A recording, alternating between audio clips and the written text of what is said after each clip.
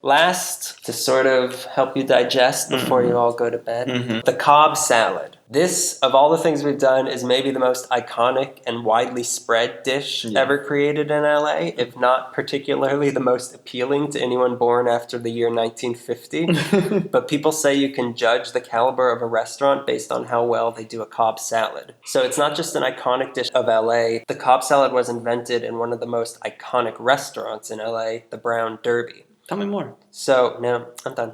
Good night! So anyone who knows anything about, anyone who's worth their salt of old Hollywood knows that the Brown Derby was the place where movie stars were fed. And anyone who knows anything about how weird Hollywood can be knows that the Brown Derby is that restaurant that used to exist that was shaped like a giant hat. It was shaped like a giant bowling hat. So there are a few stories, again, about why they decided that a hat was the best object to model a restaurant after. Some say it was modeled after the hat that Al Smith, who was a presidential candidate at the time, was wearing when he visited in LA, which is a really absurd thing to latch onto. Let's spend all this money building this restaurant shaped like a hat to honor this person who was... Surely history won't forget Al Smith. You know, the football player? So another story is that it was a play on the saying that if you knew enough about food, you could sell it out of a hat. But the story that sounds most likely is that Herbert K. Somborn, who's an ex-wife of Gloria Swanson, postulated that if you made good food, people would come to eat it, even if your restaurant was shaped like a hat. So in 1926, he did. The first location was at the intersection of Wilshire Boulevard and Alexandria. It was right across the street from the Ambassador Hotel, which no longer exists also. Because they shot RFK there, and they thought, well, let's just knock this guy down. Really? That's where it happened? Yeah, Ambassador Hotel. Oh my God. 3 other locations would open up, but this was the only one that looked like an actual Brown Derby hat. So that's the one. Yeah. Well, sort of.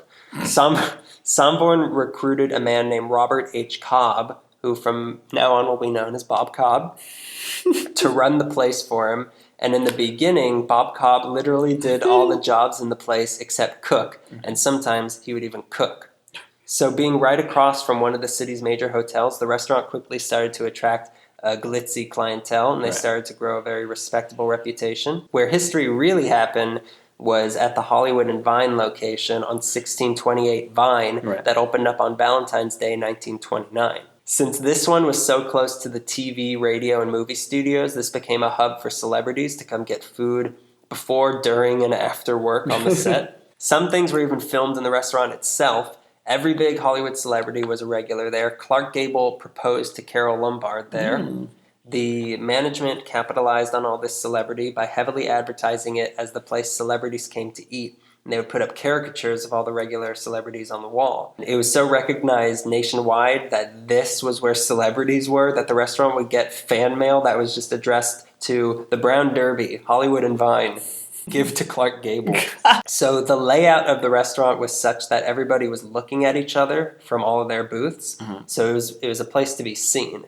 And of course, all the waitresses were actresses, and they would be dropping silverware and provocatively bending over and picking it up in front of the really powerful movie executives. I knew that they were there. I knew it. This location was open 24 hours a day and started providing a tableside phone service for celebrities that simply must be reached during their meals. So this was the location where it all happened.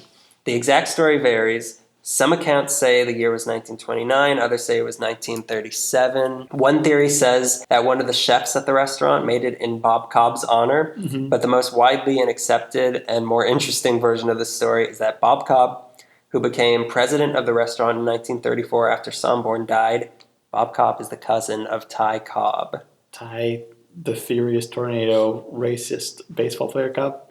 Big salad fan, though. Yeah, they were cousins. Really? Yeah. Terrifying. I know. So there's an insight of where this salad is coming from. Bob Cobb was hanging out with a few of his celebrity friends in the restaurant late one night. Who the friends were varies a lot, but what seems to be agreed upon was that Sid Grauman was there, and they wanted something to eat. So Bob Cobb went into the kitchen and rummaged around for what he could piece together, and what he found was iceberg lettuce, watercress, romaine, chicory, tomato, roasted chicken, some cooked bacon, avocado, hard-boiled egg, chives, Roquefort cheese, and French dressing. I'm salivating. Yeah. Say the egg part again.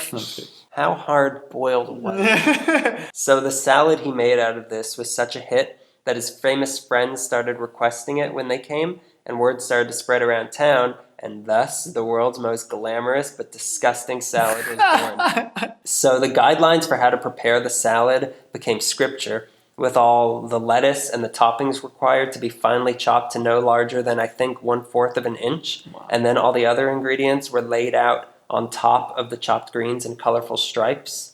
And the salad was such a huge hit, it's still around. The popularity further propelled the Brown Derby brand. In 1931, a third location in Beverly Hills on Wilshire and Rodeo opened up. The fourth location opened up in Los Feliz at 4500 Los Feliz Boulevard at the intersection with Hillhurst in 1941. So the Los Feliz location, it's interesting because it was originally a Willard's chicken restaurant when it opened up in 1929, but Cecil B. DeMille bought it, turned it into a Brown Derby.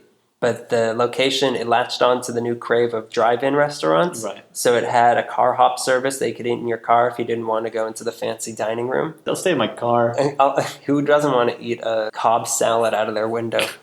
This location also, it had a dome on top that was able to have water pumped to the top of the dome, and then it would run down the sides and cool off the building, which makes it one of the first air-conditioned restaurants. And like most things, the Brown Derby restaurant chain didn't last as the city began to evolve. The Los Feliz branch closed in 1960. It became a nightclub called The Derby for a while, and then that closed.